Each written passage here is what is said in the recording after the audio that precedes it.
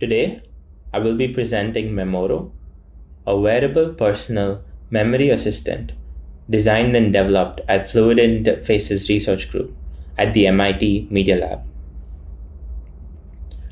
Imagine yourself in this situation, where you are the person on the left.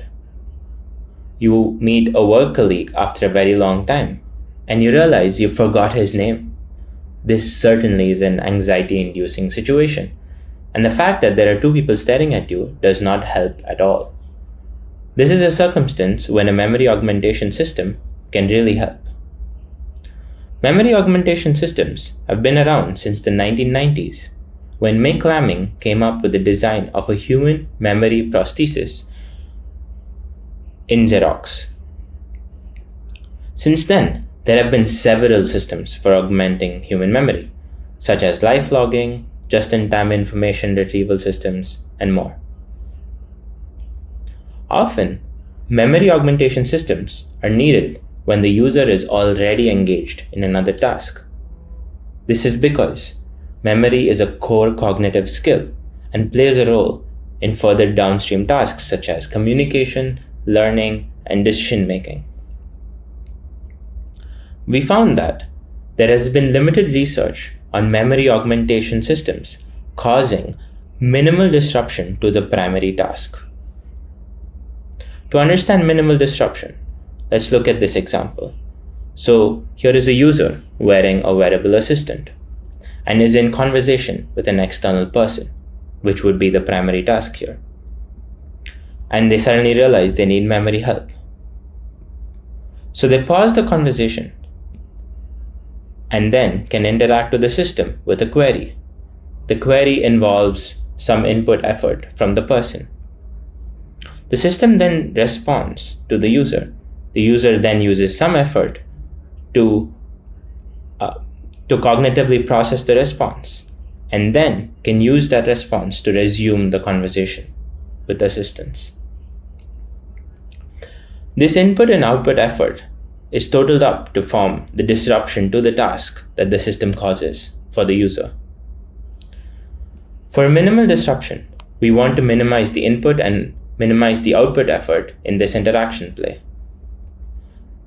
One could minimize the input effort by directly inferring the queries using context awareness,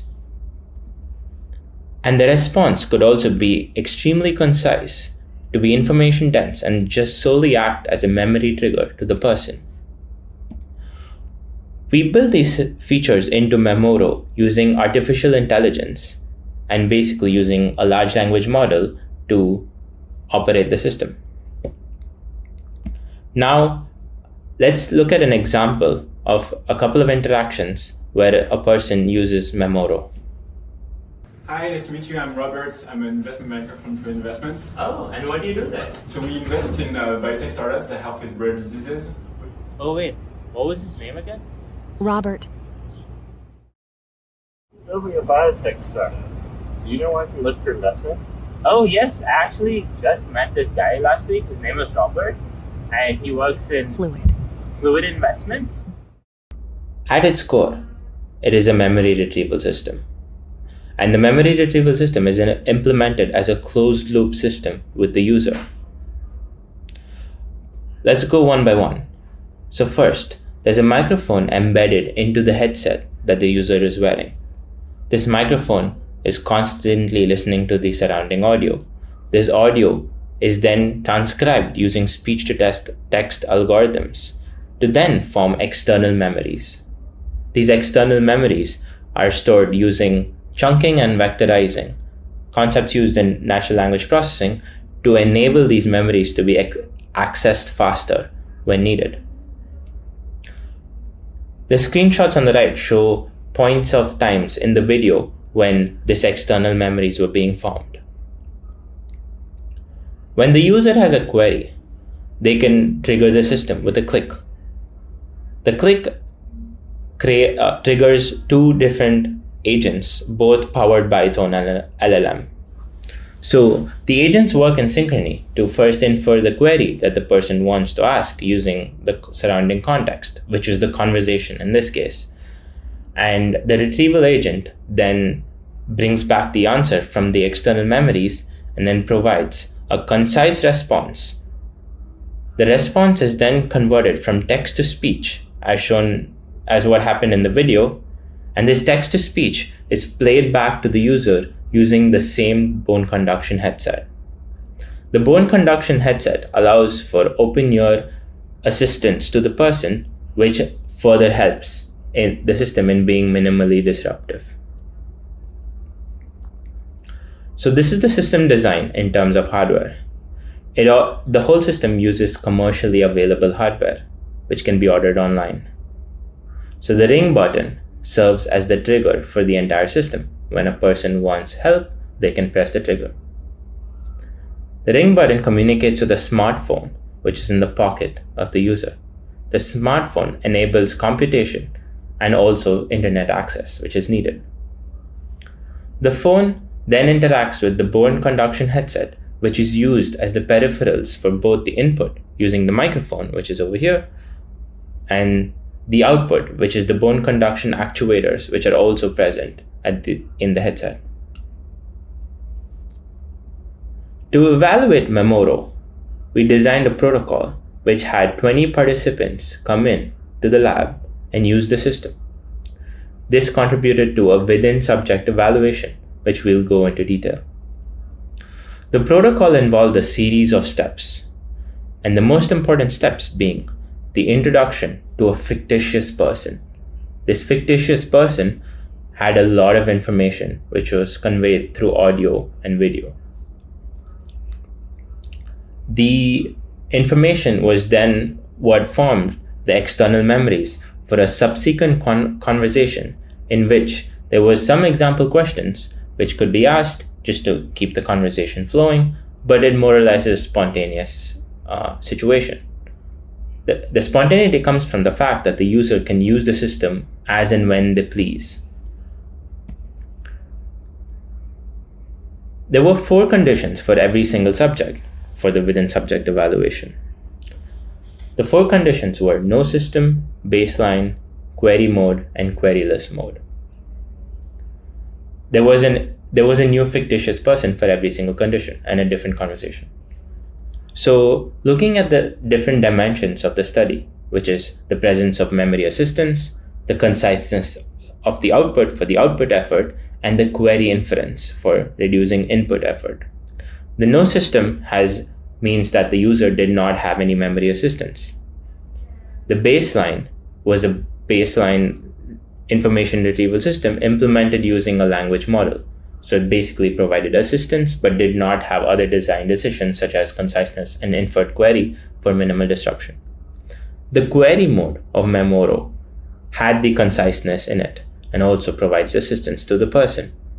The queryless mode provides the assistance to the person, has concise output, and also infers the query directly using context awareness. The measures used in the study design was to validate the different hypotheses at play. First was the system usability. The usability of the system was measured using a standard system usability scale, which is used in many studies. The technical aspects of the system was also measured, such as the accuracy and the response length and interruption time. The conversational quality was also measured. This is important because as a minimally disruptive system, we want to ensure that the conversational quality is preserved. We want the system to assist the human experience and not take away from it. And lastly, there is the user experiences and preferences of the different systems at play. First, the usability. We noticed an increased optimality of interruption time. This was measured using a self-reported Likert scale after every single condition.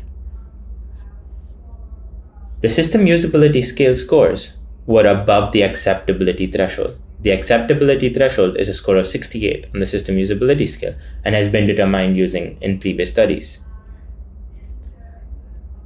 So having passed the acceptability threshold is an important milestone because voice assistants have sometimes been hard to design with usable systems. The technical aspects revealed an 80% reduction in response length when the conciseness was involved. There was also an 80% technical accuracy for the different conditions, more or less. And it is important to note that the technical accuracy can change when more and more memories are added. As this evaluation was a lot geared towards the design decisions of the memory minimal disruption and the system design, this can be further investigated in future studies. The conversational quality measured along 5 different dimensions from a previously used questionnaire was preserved for the large part. So attention, concentration, eye contact, and relaxation during the conversation showed no significant differences between any condition. While one condition involved no system being there at all, it is important to note that the assistance did not decrease the quality. There was an exception, however, in the naturalness of the conversation, where people or participants felt that it was a little less natural to use a system in conversation. The user experience evaluation revealed an increased recall confidence.